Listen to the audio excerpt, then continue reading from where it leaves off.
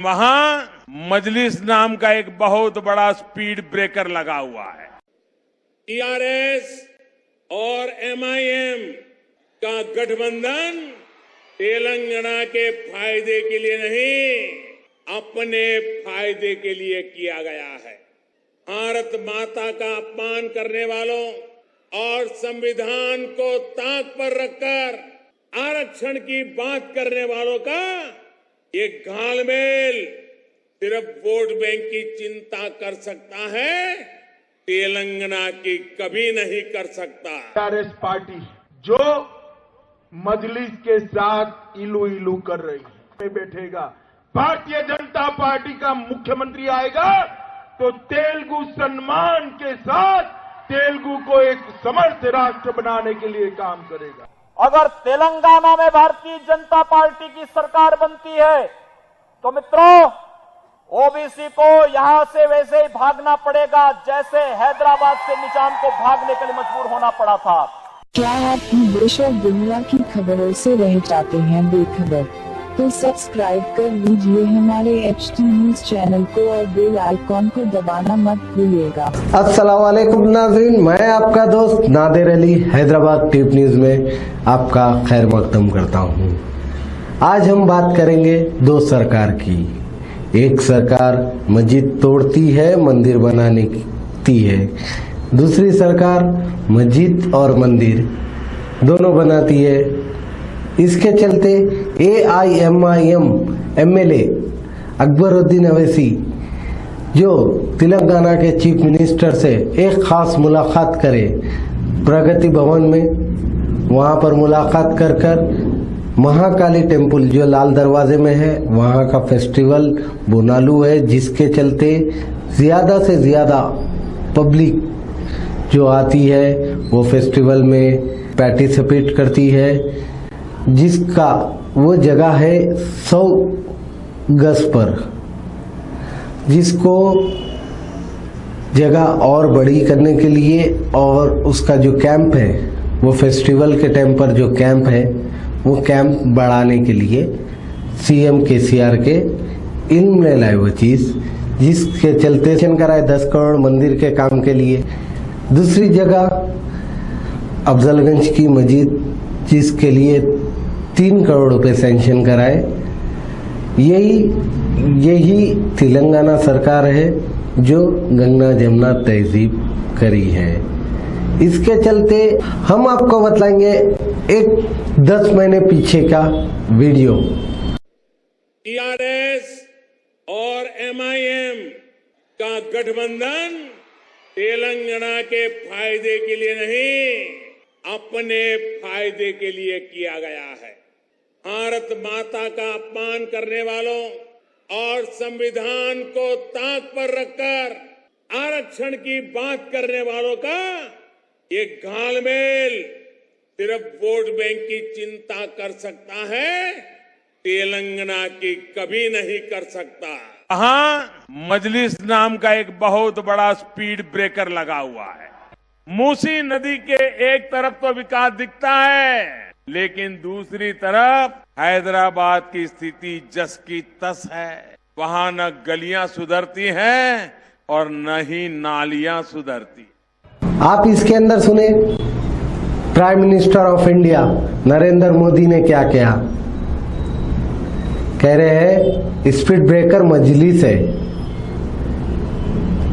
एक आपको वीडियो बताएंगे।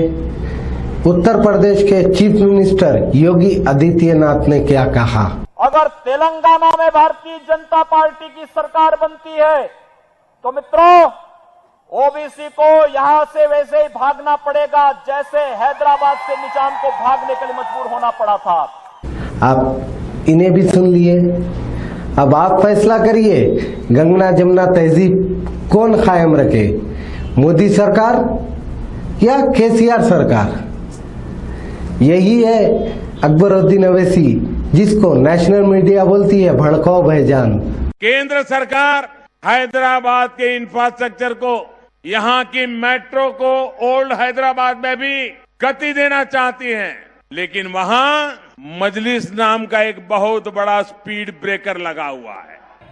चाय वाले चाय वाले भूलना नहीं, मैं जिस चंद्रायन गुट्टे का एमएलए हूं और हैदराबाद का एमपी असदुद्दीन ओवैसी जहां का है, इसी हैदराबाद में डीआरडीओ है, डिफेंस है, सैटेलाइट को मार के गिराने का रिसर्च भी यहीं से हुआ। अबुल कलाम भी यहीं पर रहते थे।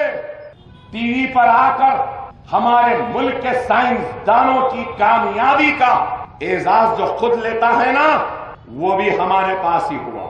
हम स्पीड ब्रेकर। मूसी नदी के एक तरफ तो विकास दिखता है, लेकिन दूसरी तरफ हैदराबाद की स्थिति जस की तस है। वहां न गलियां सुधरती हैं और न ही नालियां सुधरती। मूसा नदी के उस पार गंदी नालियां, तंग रोड है, डेवलपमेंट नहीं है। पुराने शहर में नालियां हैं, हाँ चाय वाले, चौकीदार नालियां हैं। पाइप लेकर आजा, गैस निकाल। बेटियों और बहनों की इनकी अत्याचारी सोच से मुक्ति के लिए मोदी जो भी कदम उठाता है, इन लोगों को चूपता है। 3 तलाक से डरी हुई हर बहन बेटी से आग्रह करता हूं कि हमें सहयोग करें। आपकी सुरक्षा की गारंटी हम लेते हैं। अरे चाय वाले, चौकीदार, पहले ये बता, क्या तूने अपने बीवी को हक दिया नहीं दिया? तेरी बीवी कहां है, कहां रहती है? बयानों ममालिक को घुमा फिरा, 2000 करोड़ रुपया खर्चा, एक भी दौरे में बीवी साथ थी। हमारे बच्चियों का, हमारी खवातीन का बेटी बचाओ बेटी पढ़ाओ की बात करने वाले कल के चाय वाले, आज के चौकीदार, पहले अपने बीवी को उसका हक दे दे। कि कार भले ही केसीआर सवार हो, लेकिन स्टीयरिंग मजलिस के हाथ में है। మన తెలంగాణ ఆత్మ గౌరవం. నరేంద్ర మోడీ నేను ఛాలెంజ్ చేస్తున్నా, నువ్వు రమ్మంటే మహబూబ్నగర్ హెలికాప్టర్ ఎక్కి నేను నిజామాబాద్కే వస్తా, నువ్వు కూడా రా, ఇద్దరం కలిసి అడుగుదాము సభ పెట్టి ప్రజలను. నిజామాబాద్లో ఇలా ప్రజలు కరెంటుకి ఇబ్బంది పడుతున్నారా? आपको जवाब देना चाहिए मोदी साहब, इतना झूठ नहीं बोल सकते आप भारत के वजीर आजम हैं, इतना गंदा बात कैसा बोल सकते आप? అది మీరు చేయాలని చెప్పి నేను కోరుతా ఉన్నా. మేము మజ్లిస్ మిత్రపక్షంగా పనిచేస్తా ఉన్నాం. ఎస్, పక్కా లోకల్ పార్టీలం, పక్కా తెలంగాణ పార్టీలం, కల్తీ లేని తెలంగాణ పార్టీలం. అన్ని మతాలు అందరం కూడా కలిసిమెలిసి గొప్పగా బతకాలని కోరుకొని ఈ తెలంగాణ బాగుపడాలని కోరుకున్నాం. తెలంగాణ గవర్నమెంట్ టీఆర్ఎస్ గవర్నమెంట్ వచ్చింది 2014లో. వెంటనే చంద్రబాబు నాయుడు ఇదే నరేంద్ర మోడీ ఢిల్లీలో కుట్రలు మొదలుపెట్టారు. దించేయాలి, టీఆర్ఎస్ గవర్నమెంట్ పడగొట్టాలి, తెలంగాణను అస్థిరం చేయాలి, రాష్ట్రపతి పరిపాలన పెట్టాలి, మన గుప్పిట్లో పెట్టుకోవాలని కుట్ర చేశారు. మొట్టమొదటి వ్యక్తి असदुद्दीन ओवैसी నాకు ఢిల్లీ నుంచే फोन చేసిండు, चंद्रशेखर साहब मैं हैदराबाद आ रहा हूं, कल मुझे मिलिए सुबह का सुबह, बहुत जरूरी बात करना है. मैं बोला आ जाओ भाई साहब. आ गए. आगे क्या बोले, दिल्ली में ऐसा चर्चा हो रहा है, मैं सुन के आ रहा हूं, और अब तक तेलंगाना नहीं बना भाई, हम भी नहीं समझते बना बोल के, लेकिन अल्लाह के फजल से बन गया. अब बन गए तो क्या जीने नहीं देते? अब तक आप अकेले लड़ रहे थे, आज से मैं भी आपके साथ हूं, कमान मिलके लड़ेंगे बोल के बोले. और दूसरे सुबह उनके दफ्तर पे दारुसलाम में मीटिंग करके बाज़ाब्ता ऐलान करे, मजलिस पार्टी टीआरएस सरकार की तायीद कर रही है. एकदम 7 एमएलए हमारे साथ जुड़ गए, उनके साजिश बंद हो गया. इस लिहाज से हम दोनों मिलके तेलंगाना के हर कौम के लिए, हर जात के लिए, हर मजहब के लिए, हर आदमी के लिए हम लोग काम कर रहे हैं. आज भी हमारा वही मनसूबा है, हम वैसे ही करना चाहते. ప్రధానమంత్రికి ఇంత తప్పుడు మాట మాట్లాడొచ్చునా, ఇంత అల్పంగా మాట్లాడొచ్చునా? మాట్లాడతారు, ఎందుకంటే రాజకీయం అంత దరిద్రం కూడా రాజకీయం ఉంది, అంత దిక్కుమాలిన రాజకీయం ఉంది. పేపర్లలో కూడా చూస్తారు, ఆయన చెప్పింది చూస్తారు, నేను చెప్పింది చూస్తారు, అన్ని కూడా చూడాలి. వాళ్ళ అధ్యక్షుడు ఇంతకుముందు వచ్చి ఇట్నే అడ్డం పొడుగు మాట్లాడి, నేను చెప్పిన నువ్వు రుజువు చేయి, నేను ముఖ్యమంత్రి పదవి రిజైన్ చేస్తా, లేదంటావు నువ్వు క్షమాపణ చేసి మా హ్యాబిట్స్ కాడ ముక్కు నెలకు రాయాలని చెప్పిన నేను ఆ రోజు. ఈ రోజు కూడా నేను మోడీని ఛాలెంజ్ చేస్తా ఉన్నా, mister Narendra Modi, there is no power problem in Telangana. Don't lie, but for the sake of votes. I am very sorry to say this, because you are a responsible Prime Minister of the country. You cannot allege false allegations against a Chief Minister in this country. I am sorry to say this. Directly ani boa, nenu bayapade evaniki, nenu enduku bayapడతా? నేనేమన్నా చంద్రబాబు నాయుడినా భయపడటానికి? నాకేం నాకేం అంతా నాదంతా తెలిసిన పుస్తకం కాబట్టి నేను ఇవాళ భయపడే అవసరం నాకు లేదు. నేను మీ అందరితో కోరేది, हमारा काम है आपको हक बतलाना। अगर आपको हमारा वीडियो पसंद आया लाइक करें, शेयर करें, सब्सक्राइब करें, कमेंट करें। इसी के साथ मुझे दीजिए इजाजत। मैं आपका दोस्त नादिर अली, खुदा हाफिज।